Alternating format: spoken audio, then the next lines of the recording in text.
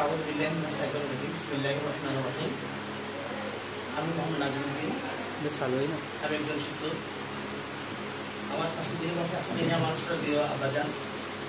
তিনি দীর্ঘ 3 যুগ ধরে সোনোয়া বাজারে একজন প্রতিষ্ঠিত ব্যবসায়ী হিসেবে তার ব্যবসা কার্যক্রম পরিচালনা করে আসছেন।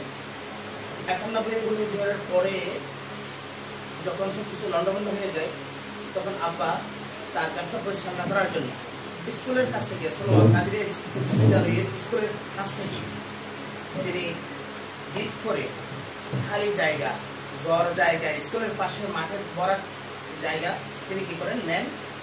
নেওয়ার পরে সেখানে তিনি দোকানঘর, শ্রেণীপাতা দোকানঘর তৈরি করেন।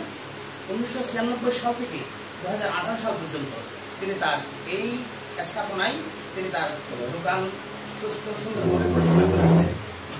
কিন্তু অতীব দুঃখের সাথে বলতে হয়, আমরা 2018 সালের শেষের দিকে স্কুল কর্তৃপক্ষের কাছ থেকে আমরা কি করেছি, আবার স্কুলের আমার এই দোকানঘরটাকে সংস্কার করার জন্য অনুমোদন নিয়েছি, দ্বিতল ভবন করার জন্য।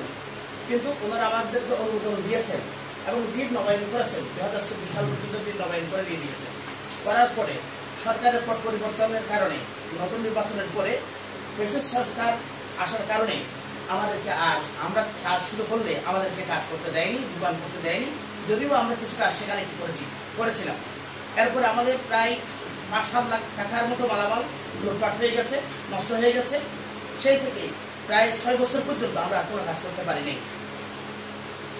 বিভিন্নভাবে আমাদেরকে বিভিন্ন সময় ধমকি, হুমকি, মামলা, এমনকি এই সদ্য ইয়ার পরে, রেভলিউশনের পরে আমাদেরকে আরও একটি মামলা, মিথ্যা মামলা 145 ধারায় চট্টগ্রাম জজ কোর্টে একটা করেছেন, ম্যাজিস্ট্রেট কোর্টে একটা মামলা করেছেন, মিথ্যা মামলা করেছেন। এরপরে গত বৃহস্পতিবার আমাদের স্থাপনার উপর ভাঙচুর করেছেন। এই অবস্থায় যিনি প্রধান হোতা, যিনি প্রধান আসামি, যিনি প্রধান যার ইনকাম এগুলো করছে, তিনি হচ্ছেন জিল্লুল করিম শরীফি, তৎকালীন আওয়ামী ফ্যাসিস্ট সরকারের দূষণ এবং ইউনিয়ন সভাপতি ছিলেন তিনি। এরপরেও আমরা কিছু সহ্য করার পরেও আমাদের কাজগুলো আমরা যথোপযুক্তভাবে করার জন্য বিভিন্ন জনের কাছে, দাতা গোষ্ঠীর কাছে, স্কুল কর্তৃপক্ষের কাছে, বিভিন্ন শিক্ষক মহোদয়ের কাছে আমরা কি ধর্ণা দিয়েছি। এত কিছু দেওয়ার পরেও কারো কাছে আমরা বিভিন্ন সরকারের চাপের কারণে আমরা সহযোগিতা পাইনি। অবশেষে সরকারের পট পরিবর্তনের কারণে আমরা নতুনভাবে কার্যক্রম করার জন্য হাত দিলে আমাদেরকে আবারও বাধা প্রদান করা হয়। এমনকি আমরা যারা দাতা গোষ্ঠী আছেন তাদের সাথে ডিল করে 2025 জানুয়ারিতে ডিল করে আমরা নতুনভাবে কার্যক্রম শুরু করি। এরপরেও আমাদের উপর মিথ্যা মামলা, হয়রানিমূলক মামলা, আমার এই বয়োজ্যেষ্ঠ আব্বাজানকে বিভিন্নভাবে ফাঁসানোর চেষ্টা করে হয়রানি করে আসছে। এই অবস্থায় এই উত্তরণের পথ খোঁজার জন্য আমরা আপনাদের শরণাপন্ন হয়েছি, মিডিয়াকে জানাচ্ছি। জামাল হোসেন, যিনি বর্তমান হেডমাস্টার, তিনি বিভিন্ন কায়দায় আমাদের কাছে ঘুষ দাবি করেছেন।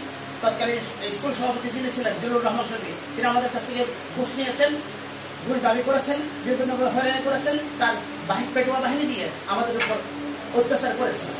এই অবস্থায় এই ফ্যাসিস্ট সরকারের পরিবর্তন হলেও, এরা চলে গেলেও তাদের দূষণ এখন আমাদের সমাজে রয়ে গেছে। এদের কারণে আমরা সুস্থ সুন্দর মতো জীবনযাপন করতে অপারগ হচ্ছি। তাই আমি আপনাদের শরণাপন্ন হয়েছি।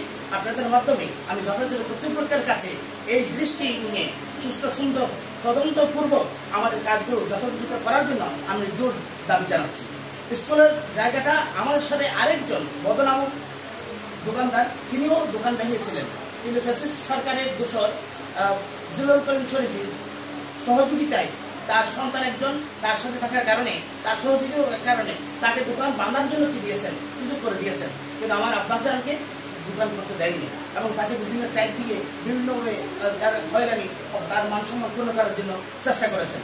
এই অবস্থায় আমি এর আশু প্রতিকার চাই এবং স্কুলের যদি জায়গাটা যদি দরকার হয় আমি আমার ক্ষতিপূরণ দিয়ে দিলে প্রয়োজন বোধ আমি আর কি করবো না, ওখানে জায়গা দোকান করবো না। কিন্তু আমরা চাই এতদিনের দীর্ঘ 3 যুগ ধরে যিনি কাজ করছেন, ব্যবসা পরিচালনা করে আসছেন, এই অবস্থায় তার এই সম্মানহানি করে তার কী বা লাভ হবে। এই জন্য আমি এর আশু প্রতিকার চাই। আপনাদের সবাইকে ধন্যবাদ জানাচ্ছি। আপনারা আমার ডাকে সাড়া দিয়েছেন, আপনারা এসেছেন, আপনাদেরকে অসংখ্য অসংখ্য ধন্যবাদ।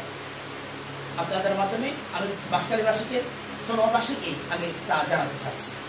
ধন্যবাদ সবাইকে, ধন্যবাদ আপনারা যারা আসছেন আপনাদের সবাইকে। আসসালামু আলাইকুম।